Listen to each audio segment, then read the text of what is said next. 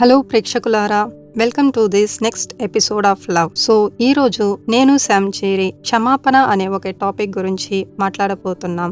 Marriage life లో క్షమాపణ అనే విషయం గురించి మనం మాట్లాడబోతున్నాం. బైబిల్లో కూడా ఫర్గివ్నెస్ కి దేవుడు చాలా ఇంపార్టెన్స్ ఇచ్చినట్లు మనం చూస్తున్నాం. ఒక రిలేషన్షిప్ లో చాలా కష్టమైన విషయమే కానీ ఎంతో ఇంపార్టెంట్ అయిన విషయం ఈ ఫర్గివ్నెస్. సో ఈ ఫర్గివ్నెస్ క్షమాపణ అని చూసేటప్పుడు ఒక రిలేషన్షిప్ లో చాలా చోట్ల అవసరమై ఉంటున్నది.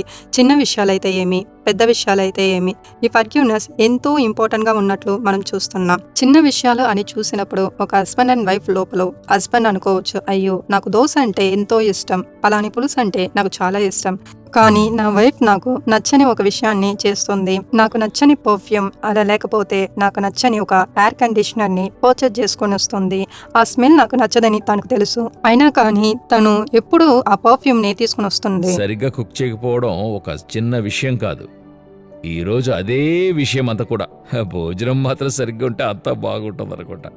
బట్ అనేక ఇండ్లలో దానివల్ల ఒక ఫీలింగ్ ఆఫ్ డిఫరెన్స్ ఉంటూ సరిగా కుక్ చేయడానికి వైఫ్ లేదే అని అనుకుంటుంటారు. సో ఇలాంటి విషయాలు మనం ఇంటికి తీసుకుని వచ్చినప్పుడు చిన్న చిన్న విషయాలు, ఒకవేళ మన ఇంట్లో సోఫా ఒక ప్లేస్ లో ఉంటుంది, ఆ సోఫాని మనం రీప్లేస్ చేసి ఇంకో ప్లేస్ కి పెట్టినప్పుడు పర్మిషన్ లేకుండా ఈ సోఫాని ఇంకో ప్లేస్ కి నువ్వు పెట్టావని, నువ్వు ఎందుకు మార్చావా అని చెప్పి గొడవ పడతారు. ఒకవేళ ఫ్యామిలీలో ఒక ఫంక్షన్ కి వెళ్ళాలని చెప్పి హస్బెండ్ కో సరే లేక వైఫ్ కో సరే వాళ్ళ ఆఫీస్ లో ఉన్న వర్క్ ప్రెషర్ వలన లేట్ అయి ఉండవచ్చు. అవును, వైఫ్ లేట్గా బయలుదేరి ఇంటికి వస్తే కూడా కొట్లాటే. బట్ అఫ్ కోర్స్ ఆమె అన్ని కూడా చూసుకోవడం వల్ల హస్బెండ్ ఈజీగా బయలుదేరుతున్నాడు.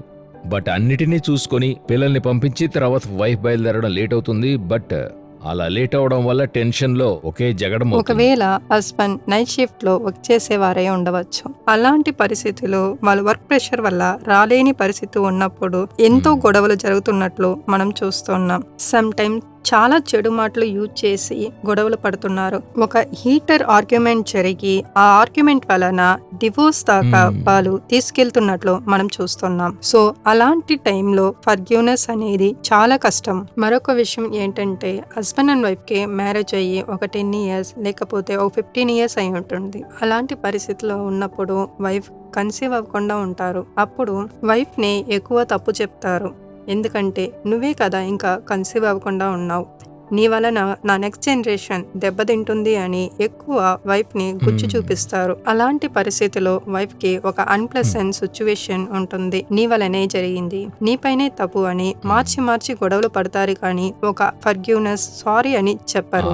వైఫ్ వల్ల కన్సీవ్ చేయలేకపోతున్నట్లయితే వారికి ఏదైనా ఇష్యూ ఉంటే అది క్షమించలేకుండా ఉంటారు. చివరి వరకు అలా ఉంటూ ఆ యొక్క గాయం వారి లోపలే ఉండి పెద్దదై అలా క్షమించకుండా ఉంటారు హస్బెండ్స్. అవును, ఇలాగా చాలా ఫ్యామిలీస్ లో మనం చూస్తున్నాం. So both in the small things also forgiveness matters, large things also forgiveness matters. మన మ్యారేజ్ లో స్టార్టింగ్ లో నేను ఒక పెద్ద తప్పు చేశాను. ఈరోజు నా వేలికి అది లేకపోవడం చూడొచ్చు. ఆశగా నాకు అది కొనిచ్చావు, నువ్వు అమ్మ నాన్న చూసి రింగు కొనిచ్చారు. బట్ ఒక దీనిలో పోగొట్టుకున్నాను. నీకైతే సెంటిమెంటు, ఎమోషన్ అవన్నీ ఎంతో ముఖ్యం, బట్ నే అది పోగొట్టుకున్నా. You became so shocked. ఎక్కడా ఎలా పోగొట్టుకున్నారు, ఎలాగా ఇలాంటి ఎక్స్క్యూజ్ చెప్తున్నారని ఒకే షాక్. బట్ అప్పుడే అది నేను బాగా ఫీల్ అయ్యి ఇంత పెద్ద ఇది నేను చేశానని. బట్ ఇమీడియట్ గా నువ్వు ఫర్గివ్ చేసింది అది నేను చూడగలిగాను, నువ్వెంతో ఫీల్ చేసావన్నది. బట్ మరుసటి రోజే టోటల్లీ నువ్వు అది సరి, ఇక మీదట జాగ్రత్తగా చూసుకోమన్నట్టుగా యూ బ్యాక్ టు నార్మల్ అయిపోయావు. అది నాకెంతో గొప్ప ఆశ్చర్యమైంది. ఎలా అంత ఈజీ ఫాస్ట్ గా ఫర్గివ్ చేయగలుగుతున్నావు? ఈ విధంగా థింగ్స్ అన్ని నన్ను ఫర్గివ్ చేసి ట్రీట్ చేసిందంతా we're able to move fast and అలా జీవించగలుగుతున్నాం. కానీ సంతోషంగా కొనసాగించి ముందుకెళ్తున్నాం. లెసను మనం నేర్చుకుంటున్నాం. But we're able to move forward. The thing is we're human, to err as human అని చెప్తారు. అందరూ తప్పులు చేస్తారు. ఒక రిలేషన్షిప్ లో ఫర్గివ్నెస్ చాలా అవసరం. లేకపోతే దాని గురించి ఎక్కువ థింక్ చేసి it spoil our entire marriage life. వెంటనే మనం అపాలజైజ్ చెయ్యాలి. మీ విషయంలో కానీ ఐ ఫెల్ట్ వెరీ బ్యాడ్. మన మ్యారేజ్ రింగ్ కనిపించలేదు అని మీరు చెప్పినప్పుడు ఎంతో బాధ కలిగింది. మీరు కావాలని దానిని విసిరివేయలేదు. It was a mistake, I'm sorry అని మీరు చెప్పారు. దానిని నేను ఫర్గివ్ చేసి okay we will go next step. Next ఏం చెయ్యాలని మనం చూద్దాం. ఒకవేళ న్యూ రింగ్ పర్చేస్ చేద్దామా, అలా లేకపోతే రింగ్ వలన ఏముంటుంది, మనకి రిలేషన్షిప్ చాలా ఇంపార్టెంట్ అని వెళ్ళిపోదామా అని మనం నెక్స్ట్ స్టెప్ ని మూవ్ చేయాలి. బట్ ఆ విధంగా మన్నించుకోవడం ఒక గొప్ప విషయమే. ఎందుకంటే ఇది వచ్చి ఒక కొంతమందికి చిన్న విషయంగా ఉంటుంది. బట్ ఆ మ్యారేజే దీని చుట్టూతే అంతా ఉన్నట్టుగా నేను నీకు ఇంత ఇదిగా నీకు కొనిచ్చాను, ఎంగేజ్మెంట్ అప్పుడు కొనిచ్చాను, మరి మంగళసూత్రాన్ని కొనిచ్చాను, ఎలా అది నువ్వు పోగొట్టుకోవచ్చు అంటూ అట్లే ఇయర్స్ టుగెదర్ ఆ యొక్క గాయముతోనే వారు జీవిస్తూ క్షమించకుండా అట్లే కొనసాగుతూ చాలామంది ఉంటారు. సో అది అట్లే బిల్డ్ అవుతున్న కొలది మనం క్షమించలేదంటే దీని చుట్టూతే మనం జగడమాడుతుంటాం. ఈ విషయాన్ని మరలా చెప్తూ ఆ గాయము మానకుండా ఎప్పుడునూ ఒక కోపము, ఎప్పుడు అసహ్యించుకోవడం ఇలాగే బిల్డ్ అవుతూ మన మ్యారేజెస్లో ఉంటుంది. ఒక పీసే ఉండదు, ఒక సంతోషంగా ఉండలేని పరిస్థితి. అదేవిధంగా ఇప్పుడు హస్బెండ్స్ వారు జాబ్ పోగొట్టుకుంటే లేదా వారి బిజినెస్ సరిగ్గా జరగకపోతే క్లోజ్ అయ్యే పరిస్థితికి వస్తే దెన్ వైఫ్స్ వచ్చి చాలా కోపముతో ఎందుకు నాకు ఇలాంటి ఒక హస్బెండ్ ఇచ్చారు ప్రభువా, నాకు వేరొక భర్త దొరికింటే బాగుండేదే అనే స్థాయికి కూడా వారు అట్లే బిల్డప్ అయి దే స్టార్ట్ టు ఫైట్. నాకు మాత్రం ఎందుకు ఇలాంటి ఒక యూస్లెస్ పర్సన్ మ్యారేజ్లో అనేటువంటి రీతిలో వారు ట్రీట్ చేయడం ఆరంభిస్తున్నారు. ఇంకా అది it's out of his hands. కొన్నిసార్లైతే మరి సరిగ్గా చేసి ఉండకపోవచ్చు, క్షమిస్తే ఆ యొక్క దీన్ని దాటి వెళ్ళి ఒక జీవితాన్ని సెట్ చేసుకోవచ్చు. కానీ అందులోనే ఉంటూ అలాగే ఉండిపోతున్నారు. ఇక కొంతమంది మాట్లాడుకోరు, వారిద్దరును అట్లే మాట్లాడకుండా ఈ ఇష్యూ వీరిద్దరికి మధ్యలోనే ఉంటుంది. ఏదో డైలీ జీవితాన్ని నడపడానికి ఏదో హాయ్ బాయ్ అన్నట్టుగా మాట్లాడతారు. బట్ ఒక బంధము ఆ తర్వాత కంటిన్యూ అవ్వదు. మన బైబిల్లో కూడా ఇలా ఉంది, మనం కోపంలో ఉన్నప్పుడు ఆ కోపంతో మనం ప్రశాంతంగా నిద్రపోలేము. ఈ కింద ఇలా రాసి ఉన్నారు, me and my wife have been awake past 1 week అని. అప్పుడు ఒక వారంగా నేను మా హస్బెండ్ నిద్రపోలేదు అని వాళ్ళ క్రింద ఇలా రాసి ఉన్నారు. ఇలాగంతా బైబిల్ వర్సెస్ ని మ్యానిపులేట్ చేసి ఆ లూప్ హోల్ కనిపెట్టి ఒక క్షమించే ఒక ముగింపునకు రాకుండా అలా కొనసాగడం మనకే లాస్. కొన్నిసార్లు ఆ స్పౌస్ కూడా దేవుని దగ్గర క్షమాపణ అడిగి యువతల వీరి దగ్గర క్షమాపణ అడిగి పొందుకొని వారు కంటిన్యూ అయ్యి వెళ్తారు. బట్ దానికి పైన కూడా మనం క్షమించకుండా ఉంటాం. అది మనలోనే ఒక హేట్రెడ్, మనలోనే ఒక సమాధానం లేని ఆలోచన, మనమే ఆలోచిస్తుంటాం, మనమే అసహ్యించుకుంటాం మన పార్ట్నర్ని. మనకే ఒక లాస్ లాగా ఉంటుంది.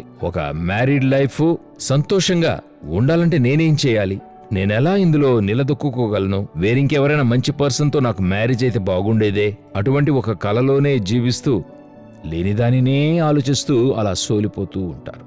అదే ఒక కేటగిరీ ఆఫ్ పీపుల్ వచ్చి నేను తప్పు చేశాను, ఎలాగైనా నన్ను క్షమించమని వాళ్ళ స్పౌస్ దగ్గర క్షమాపణ కోరినప్పుడు my dear husband I know it's wrong please forgive me అని అడిగినప్పుడు హస్బెండ్ క్షమించలేని ఒక పరిస్థితిలో ఉంటున్నారు. నేను చాలా రైచియస్ పర్సన్, నువ్వే తప్పు చేస్తున్నావు, నేను ఎలా నిన్ను క్షమించేది, నేను దేవునికి ఎంతో నమ్మకంగా ఉంటున్నాను, కానీ నువ్వు ఎప్పుడు తప్పు చేస్తూనే ఉంటున్నావు, నేను ఎలా నిన్ను క్షమించగలను అని చెప్పి వాళ్ళ మాటలతో వారిని ఎంతో బాధిస్తున్నారు.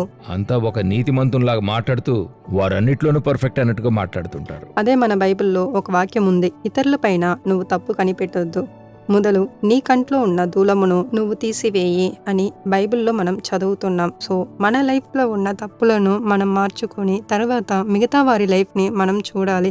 మనపైనే అన్ని తప్పులు పెట్టుకొని మిగతా వారిని నువ్వు ఇలా చేయటం తప్పు అని వారిని జడ్జ్ చేయకూడదు. So we have to be pure first. We have to మన జీవితంలో అన్ని తప్పులు చేస్తున్నప్పుడు మన స్పౌస్ని నువ్వు ఇలా చేయటం తప్పు అని వారిని జడ్జ్ చేయకూడదు. మనం ఇంకొకరిని ఎలాగా ప్రశ్నించగలం, ఇంకొకరిని మనం క్షమించకుండా మనము ఉంటున్నామంటే మన జీవితంలోనే ఇలాగ ఉంది, ఇప్పుడు దేవుడు మన దగ్గర అడిగితే నువ్వు పర్ఫెక్ట్ గా ఉన్నావా అని అడిగినట్టయితే అప్పుడు నిన్ను నేను క్షమించను, నువ్వు అతన్ని క్షమించలేదు కదా అన్నట్టుగా అడుగుతారు.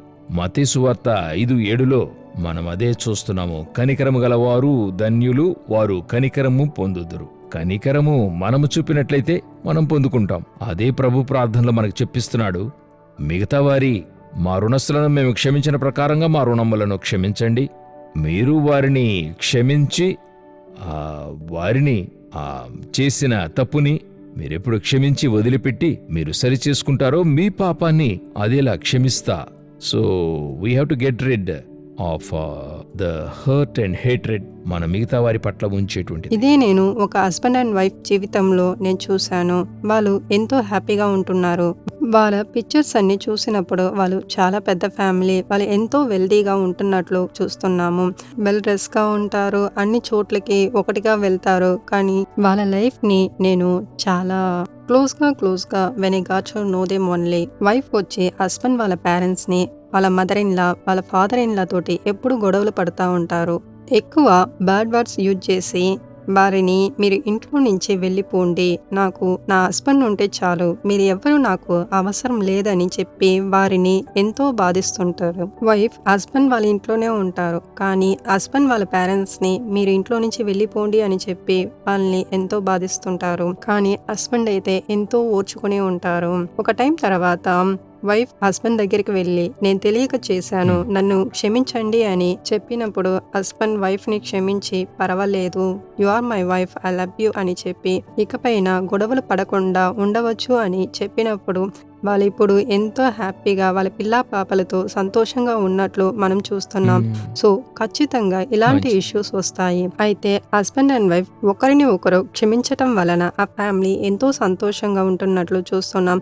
ఒకవేళ హస్బెండ్ కో లేక వైఫ్ కో ఏదో ఒక ప్రాబ్లం వచ్చినప్పుడు వారికి ఒకరినొకరికి షేర్ చేసుకొని ఆ ప్రాబ్లం ని సాల్వ్ చేయటం చాలా ఇంపార్టెంట్. మనకు ప్రాబ్లం వచ్చినప్పుడు దాన్ని సాల్వ్ చేయటం important. Because husband is able to forgive his wife, able to live happily now. అందువల్ల ఆ ఫ్యామిలీలో ఒక జాయ్ అనేది వస్తుంది. క్షమించే దాని వల్ల ఒక సంతోషాన్ని అందరూ అనుభవించగలరు. ఒకరింకా ఆ హేట్రెడ్ లో ఉంటే అందరూ కూడా ఆ శోకంలో చీకటి అలుముకున్నట్టుంటది. హస్బెండ్ ఒకవేళ కోపడి నువ్వు ఎలా ఇలా మాట్లాడవచ్చు అని గొడవ పడి నువ్వు నాకు అవసరం లేదు అని చెప్పి ఉంటే పిల్లల లైఫ్ ఏమై ఉంటుంది? వారు చాలా చిన్న పిల్లలు, వాళ్ళ లైఫ్ పోయి ఉంటుంది, ఫ్యామిలీ లైఫ్ బ్రేక్ అయి ఉంటుంది. క్షమించమని అడిగేవారు, తప్పు చేసిన వారు క్షమించమని అడిగినప్పుడు క్షమించడం అవుతుంది. బట్ నేను తప్పు చేయలేదు అని చెప్పి ఇదిగా నుంచున్న వారు, అరగంటకున్న వాళ్ళు, అది గ్రహించని వారు ఎలాగ మనల్ని క్షమించడం అనేది కొంతమంది మీరు అడగచ్చు. How do I forgive such people? స్పెషల్గా ఇప్పుడు హస్బెండ్స్ వచ్చి త్రాగుతున్నారు, తాగి వారి జీవితాన్ని నాశనం చేసుకుంటున్నారు. కుటుంబంలో దానివల్ల సమాధానం పోతుంది, చిరాకుగా కోపంతో అందరినీ. అలా ఉన్నవారైతే అట్లే డూమ్గా ఉంటుంది ఫ్యామిలీ. సో వారిని ఎలాగ క్షమించేది? అలాంటి వారిని, కంటిన్యూగా పాపం చేసేవారిని ఎలాగ క్షమించేది? ఎలా అక్సెప్ట్ చేసేది? ఇలాగా మనము హస్బెండ్స్ ని ఒక యాంగిల్లో మనం చూడొచ్చు. ఈరోజు ఎంతో చెడ్డవారిగా ఉన్నారు, ఎప్పుడు ఇలాగే ఉంటారనే యాంగిల్లో చూడొచ్చు. బట్ దేవుడు తన యొక్క దృష్టితో ఎలా చూస్తున్నాడు ఆ పర్సన్ని, మన హస్బెండ్ని? He sees the potential. ఎలాగా నా కుమారుని నిర్మించాను, వానికి ఏ ప్రణాళిక ఉంచాను, ఏవేవి అతని మూలంగా చేయగలను, తను ఎన్ని చేయాలని ఎదురు చూస్తున్నా అన్నట్టుగా ఆ కార్యాన్ని ఆయన చూస్తున్నాడు. నేరాన్ని మాత్రమే చూస్తే we're seeing the bad side. ఆ ఫ్యూచరే లేనట్టుగా ఉంటుంది మనకి. బట్ ఆ దేవుడు నాకు ఇచ్చింది మంచి, ఈవి గుడ్ అండ్ పర్ఫెక్ట్ గిఫ్ట్ అన్నట్టుగా మనము చూసినట్లయితే ఒక మంచి మార్పుకైన భవిష్యత్తు ఒకటొస్తుంది. ఆయన ఇటువంటి వాడు కాడు, ఆయన మారగలడు, మంచివానిగా ఉండగలడు, ఎంతో ప్రియమైన వాడిగా ఉండగలడు అన్నట్టుగా మనము చూడటానికి వీలు పడుతుంది. అదే ఆ unbelieving husband is transformed by, saved by a believing wife. ఒక విశ్వసించే ఒక భార్య వల్ల ఆ భర్త రక్షించబడుతున్నాడు. సో ఆ విశ్వాసం ఇంకా కూడా మనలో ఉంటూ ఒక మార్పు వస్తుంది అనే ఒక విశ్వాసం మనలో ఎప్పుడూ ఉండాలి. ఎందుకంటే ఇది ముగింపు కాదు, దేర్ ఇస్ ఎ హోప్. మదిలేలగానే ఆయన బిజినెస్లో ఆయన ఫ్రెండ్స్ అందరూ ఆయన ఏమర్చి అన్నిటినీ తీసుకెళ్లిపోయారు. సో అందువల్ల ఒకటే తాగుడు, స్మోకింగ్లో అతను టోటల్గా మెంటల్ డిప్రెషన్లోకి దిగిపోయాడు. అప్పుడు మీటింగ్కి, జీసస్ కాల్స్ మీటింగ్కి ఆయన తీసుకొచ్చారు. అతనికి ఇష్టమే లేదు, అయినా అక్కడికొచ్చి కూర్చుని ప్రార్థన సమయంలో ఉన్నట్టుండి నాన్నగారు మదిలెలగన్ అని అతని పేరు చెప్పి పిలవడం జరిగింది. కరెక్ట్గా అతని పేరు. అప్పుడేదో అతనిని నింపినట్టుగా ఉండింది. శక్తి అతనిని తాకినట్టుగా గ్రహించాడు. అతని కన్నులు తెరిచి చూసినప్పుడు స్టేజిలో యేసయ్యను అతను చూశాడు నేరుగానే. అతనికి ఒకే షాక్. అట్లే ఆ ప్రసన్నత అతని నింపుతూ ఉండింది. అప్పట్నుండి తాగాలని ఆశ పోయింది. అలాగే ఆ స్మోకింగ్ ఆశ లేదు. జీవితం మారింది, ఉద్దేశం మారింది. మంచిగా పనులు చేసుకుంటున్నాడు. దేవుడు ఆశీర్వదించి ఒక అద్భుతమైన పనిని అతనికి ఇచ్చి అందులో బాగా చేయనారంభించాడు, హెచ్చించాడు. కుటుంబంలో సంతోషము, వారిద్దరికీ బిడ్డను ఇచ్చాడు. వారు సంతోషంగా సాక్ష్యాన్ని పంచుకున్నారిక్కడ. ఆ చీకటి తొలగిపోయింది. ఆ ఒక్కరోజు నన్ను పిలవకపోయుంటే నా జీవితాన్నే అంతం చేసుకున్నామనుకున్నాను. బట్ నా జీవితం ఇలాగా మారిపోయింది. సో ఒక నమ్మకం ఉంది ప్రియమైన వారలారా, దేవుని వల్ల మన స్థితిని కంప్లీట్గా మార్చగలడు. అందువల్ల మీ నమ్మకాన్ని పోగొట్టుకోవద్దు. Don't give up on your hope. ఇంకా అలాంటి వారు ఎవరన్నా ఉంటే ఆ కార్యాన్ని ప్రార్థనలో దేవుని దగ్గరికెళ్ళి నీవు ఏదైనా చేయగలిగిన శక్తిమంతుడవని మీరు దేవుని దగ్గర వైరాగ్యంగా అడగండి. మీ యొక్క భవిష్యత్తు అద్భుతమైనదిగా మార్చడానికి దేవుడెదురు చూస్తున్నాడు. సో ఆ నమ్మకములోనే మనం నిలిచి ఉందాం. అన్నీ మారతాయి. మంచి విధంగా దేవుడు మీ భవిష్యత్తును మార్చగలడు. సో మాతో కలిసి ప్రేయర్ చేయండి. ప్రభువా, ఇలాంటి కష్టాలు ఎంతో మంది ఫేస్ చేస్తూ ఉంటారు.